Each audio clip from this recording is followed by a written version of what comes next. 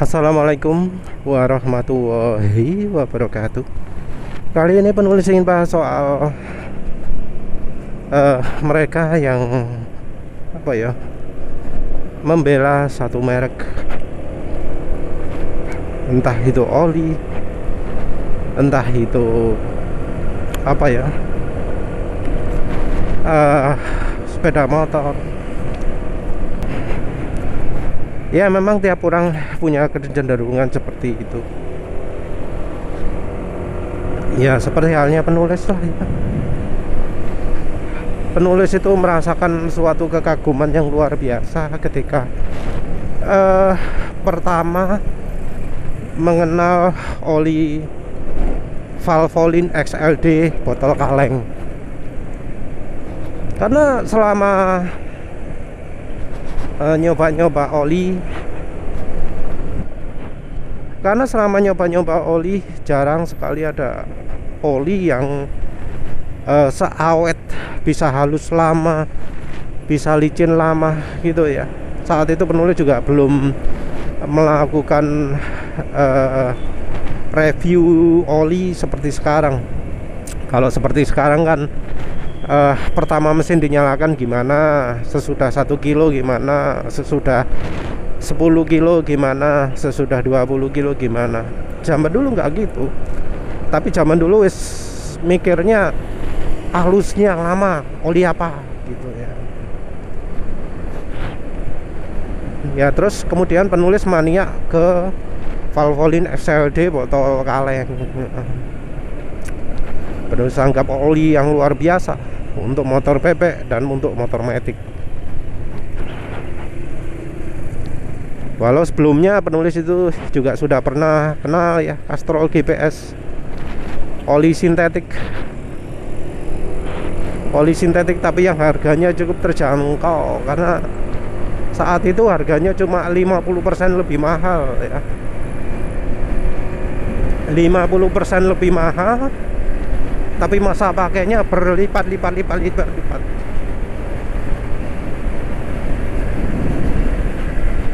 Jadi kalau saat itu orang ngomong oli mineral itu umurnya 1/5 dari oli sintetik, emang bener saat itu begitu. Oli-oli lain gak ono sing iso madani Castrol GPS. Penulis juga pernah coba Repsol semi sintetik, itu juga oli yang luar biasa. Jadi sintetik di zaman adanya Suzuki Crystal, Yamaha sebelum Force One, malah sebelum F1ZR, itu emang luar biasa. Itu masih zaman-zaman sebelum Mega Pro mungkin ya. Itu yang namanya oli sintetik beneran, tulen. Umurnya bisa sampai 5 kali 6 kali. Seandainya penulis nggak pernah coba Castrol GPS, nggak pernah coba Repsol semi sintetik, penulis nggak akan tahu bahwa oli itu bisa sampai sebagus itu. Tapi ternyata ya bisa segitu. Terus habis itu Castrol GPS punah, Repsol semi sintetiknya nggak ada, pusing ya, karena ya nggak ada oli-oli bagus, terpaksa cari-cari oli. Saat itu oli sudah mulai migrasi ke bungkus plastik semua. Valvoline XLD itu cuma salah satu yang masih kekalengan. Ya wis, penulis penasaran, coba Valvoline XLD. Kaget ya, karena ternyata oli mineral pun bisa sangat awet, bisa bagus begitu. Penulis betul-betul nggak nyangka. Jadi lagi-lagi ya, penulis dikagetkan oleh pengalaman bahwa oh ternyata oli mineral pun bisa sangat bagus. Kalau nggak kenal Valvoline XLD, penulis nggak tahu bahwa oli mineral pun bisa sebagus itu. Saat itu penulis masih skeptis ya dengan oli mineral, dengan mesran ya. karena penulis belinya meserannya tidak di SPBU sih. Jadi penulis nggak tahu bahwa yang penulis beli di toko itu oli meserannya adalah oli meseran palsu.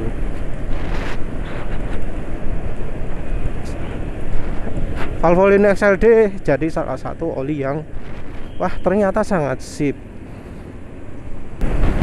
Terus akhirnya Valvoline XLD hilang juga. Terus akhirnya terpaksa cari oli lain. Kemudian nyoba meseran super lagi. Ternyata meseran super sekarang lebih oke ya.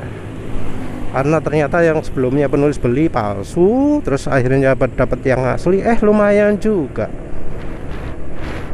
Terus ya coba-coba, orang-orang kan saat itu ngomongi oli mobil nggak boleh dipakai di motor ya, sudah terjadi seperti itu. Tapi ya penulis nyoba Fastron, kenapa enggak? Penulis Pak Fastron, wah luar biasa itu. Fastron nunggu saat itu 60.000 ya, masih 60.000. Terus meseran super itu 30-35 gitu ya. Dan ternyata Fastron ungu umurnya ya kira-kira 1000 km lebih baik. Jadi kalau meseran super 5.000 km, Fastron ungu 6.000 km lebih ya. Dari coba-coba oli itu penulis menemukan batas baru. Oli ternyata bisa sebaik ini. Ternyata seperti ini. Pengalaman penulis juga kemudian berubah juga ketika pertama kali merasakan suspensi ISS DTG di motor Honda Beat. Penulis merasa curiga ya, pertama kali naik Honda Beat kok amburadul banget gitu ya. Biasanya naik Suzuki Spin itu manteng banget motornya ya, dipakai jalan betonan tadi itu, jalan mendekati 100 lah, karena ya motornya cuma 125 cc di style super irit. Jadi penulis jalan itu di situ jalan 100, jalan 90 anteng ya. Mau tiarap, mau duduk tegak, no problem, nyantai. Tapi begitu naik Honda Beat nggak bisa lebih dari 70. Kenapa nggak bisa lebih? Kehambat sama suspensi nih. Jadi begitu kena bagian perubahan permukaan jalan gitu, terus jadi bagian suspensi belakang bergerak liar, naik turun gitu. Dan itu mengurangi kecepatan. Kenapa kok bisa sampai beda sekali seperti itu gitu loh ya. Terus memutuskan untuk beli ISS DTG. Saat itu masih belum terlalu musim online, jadi penulis beli offline.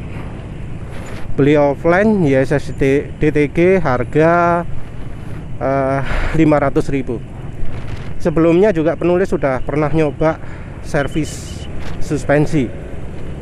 Dan bukan diservis ya, tapi diganti dalamannya. Jadi dalamannya itu diganti dengan dalaman shock breaker yang baru. Secara fungsi dia itu lebih baik daripada bawaan karena hambatannya ada.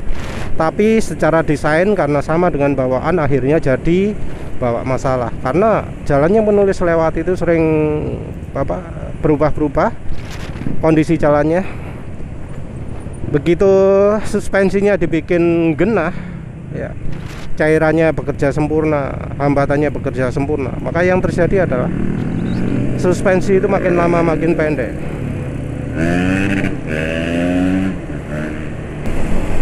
Karena suspensi makin lama makin pendek, yang terjadi adalah mentok. Nah di jalan yang yang kayak gini nih, yang perubahannya cuma terjadi sesekali, itu no problem. Tapi begitu dipakai jalan paving, langsung akhirnya jedok mentok. Karena itu coba belilah ya SDTG. Yang terjadi adalah waduh, kaget penulis, kaget. Kenapa? Karena ternyata perubahannya wah ekstrim banget. Jadi betul-betul nyaman wis. Rasanya naik Honda Beat jadi kayak naik sedan, wanteng seanteng-anteng ya waktu boncengan itu.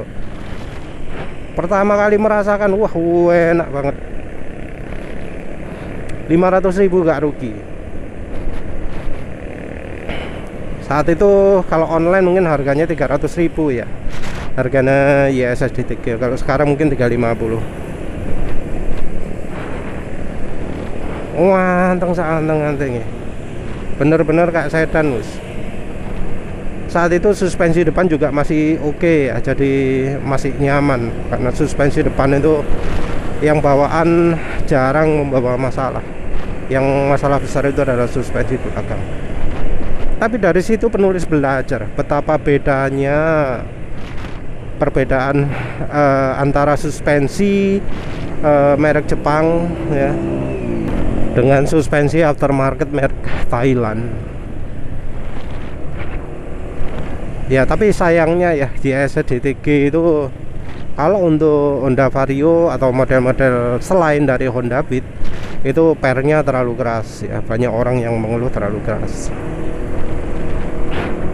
Kalau nggak gitu ya merek yang layak rekomendasi ya, tapi sayangnya sales Indonesianya kemplu ya, goblok gitu. Per kok dikasih yang keras, goblok ya. Tapi ya dari situ ya menunjukkan bahwa pengalaman itu sangat penting sekali dalam membentuk pengetahuan orang ya. Pengalaman itu akan memberikan efek yang berbeda untuk orang. Ini juga penulis belum ngomong soal pengalaman soal cuaca ya. Karena penulis berhasil mempengaruhi cuaca, penulis tahu betul bahwa yang namanya mempengaruhi cuaca itu sesuatu yang sangat mudah sekali. Bondo gak sampai 1 juta iso, apa menelek 2 juta, apa menelek 3 juta, enteng. Dan sayangnya banyak orang mempengaruhi cuaca dalam niatannya baik, tapi hasilnya memprihatinkan, malah jadi makin parah. Tapi ya wis lepas dari itulah, pengalaman itu sangat penting sekali dalam membentuk pengetahuan orang. Jadi sangat memprihatinkan ketika ada orang yang tahu, ada yang orang ngomong, oh kali BM1 itu baik sekali, paling top, paling gitu ya. Tapi selalu ketika ditanyai pengalaman pemakaian olinya, pasti cuma pernah mengalami oli MPX atau SPX saja, nggak tahu oli liane. Pastron nggak pernah, Meseran B40 apalagi. Atau juga pernahnya nyoba oli mahal seperti misalnya Motul, oli Shell. Padahal oli Motul dan oli Shell itu sendiri ya sebenarnya cuma kelas tengah-tengah, bukan merek-merek yang terbaik. Karena Motulnya juga Motul paling murah, bukan Motul yang misalnya 300V. Mustahil lah orang itu nyoba 300V. Sak banter-banter orang nyoba itu paling ya 5100. Nggak akan coba yang 300V.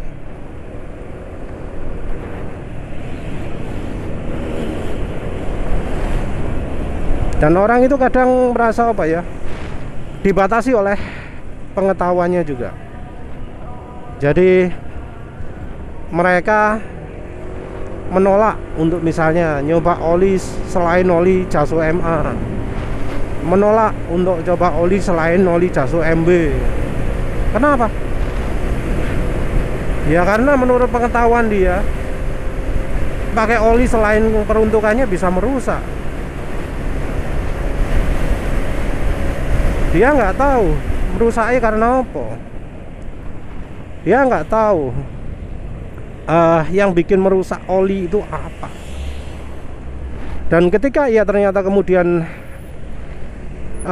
harus turun mesin karena ada part yang oblak, ada part yang aus, dia mencoba membela dirinya sendiri dengan berasumsi bahwa oh ini pasti bukan karena oli, karena dia tidak mau mengakui kesalahan dia, karena dia merasa wah yang dia putuskan itu pasti benar. Dia nggak akan mau mengakui kesalahan bahwa oli itu yang bisa menyebabkan kerusakan motor atau mesin mobil dia. Seperti misalnya asumsi, oh pakai oli mineral mesinnya akan berlumpur, pakai oli full sintetik mesin akan oke. Nah, bila ternyata kemudian sudah pakai oli full sintetik, harganya ratusan ribu, ternyata oli masih berlumpur, pasti orangnya akan mencoba lari dari kenyataan. Orangnya pasti nggak akan mengakui bahwa oh sebenarnya yang bikin kesalahan itu adalah saya, karena saya telah salah memilih oli ya. Dia nggak mau mengakui bahwa dia itu salah karena telah mempercayai mekanik jahat yang telah merekomendasikan oli full sintetik bisa untuk 10.000 km. Sekalian ya, tadi sudah bahas soal suspensi juga. Soal suspensi juga sama. Banyak yang orang yang nggak pernah merasakan betapa nyamannya suspensi yang pernya pas, hambatan suspensinya juga oke. Jadi orang pasti ngomongnya, wah nyaman, ini enak banget. Kenapa? Karena dibanding bawaan suspensinya enak, nggak jeduk, nyaman gitu ya. Tapi terutama dari nggak jeduknya. Terutama dari nggak jeduknya itu orang memuji kondisi oli, kondisi suspensi. Padahal kalau orangnya punya pengalaman lebih lanjut, dia nggak akan merekomendasikan suspensi yang saat itu ia rekomendasikan. Tapi karena orangnya cuma punya pengalaman suspensi itu dan nggak yang lain-lain, maka orangnya ya wes nggak rekomendasi. Jadi ya kayak orang yang membantah pakai minyak goreng, membantah penggunaan minyak samin cap onta, membantah penggunaan silek. Itu kan juga ya karena orangnya nggak pernah ngerasakan sendiri ya. Kebanyakan nggak tahu. Nyobanya juga kadang-kadang pakai cara ngawur, nggak tanya-tanya dulu, coba sendiri, terus mengalami sesuatu nyalahkan orang itu ya. Padahal ya salah dia adalah karena dia nyobanya nggak tanya-tanya, keminter lah istilahnya, merasa lebih tahu. Padahal yang namanya pengetahuan itu dibatasi dari apakah sudah pernah nyoba dan belum. Jadi kalau misalnya pingin coba-coba, ya bagusnya tanyakan yang sudah coba dulu lah. Tanya pengalamannya bagaimana.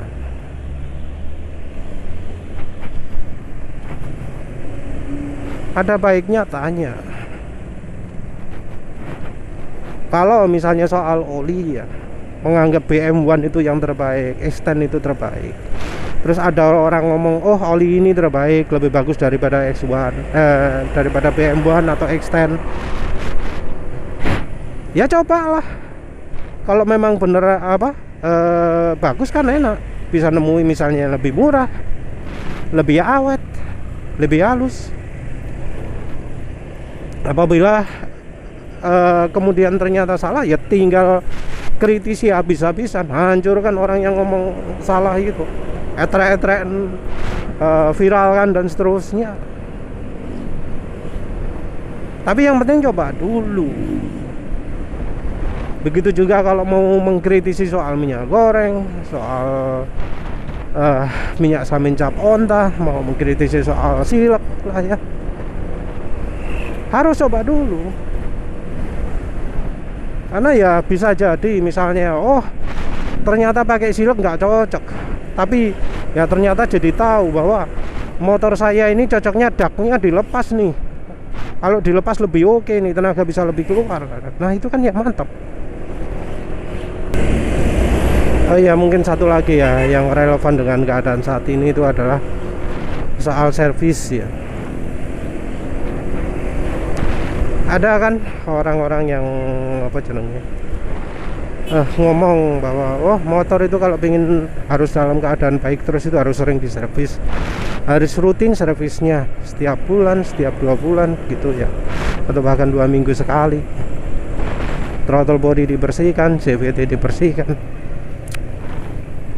Nah, kalau ada terus yang ngomong bahwa oh motor nggak diservis itu malah awet, itu dibantah mati-matian. Nah, bantah mati-matian itu sumbernya apa emang? Gimana kalau ternyata pengalaman orang yang nggak pernah servis itu motornya malah awet? Gak ada masalah apa-apa, oke-oke saja, nggak terjadi aneh-aneh. Yang penting filternya bersih, filtrasi udaranya bagus, jadi belakang filter itu 100% bebas debu. Terus kemudian apa jenenge, CVT-nya juga sudah ada filter udaranya sehingga sama sekali tidak ada debu di CVT-nya. Terus apalagi alasannya orang untuk membantah bahwa wah ini pasti akan rusak karena debu gitu. Kan mustahil ada debu. Dari mana datangnya debu?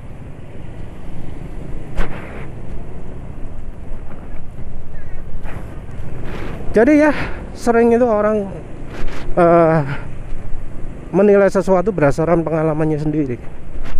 Nah, ada baiknya juga mendengarkan pengalaman orang lain yang sudah pernah melakukan. Karena ya bisa jadi pengalaman orang lain itu akan berlaku juga pada diri kita. Iya tentu syarat ketentuan berlaku ya. Kalau memang ternyata motornya butuh diservis, ya dilihat kenapa. Kalau misalnya wah throttle body kotor terus dilihat filternya filter pakai stainless steel, ya jangan pakai filter stainless steel lagi dah. Karena malah memaksa motor jadi harus diservis terus, memaksa motor jadi apa performanya drop terus gitu ya. Ya wes lah, itu saja. Terima kasih udah menonton. Assalamualaikum warahmatullahi wabarakatuh.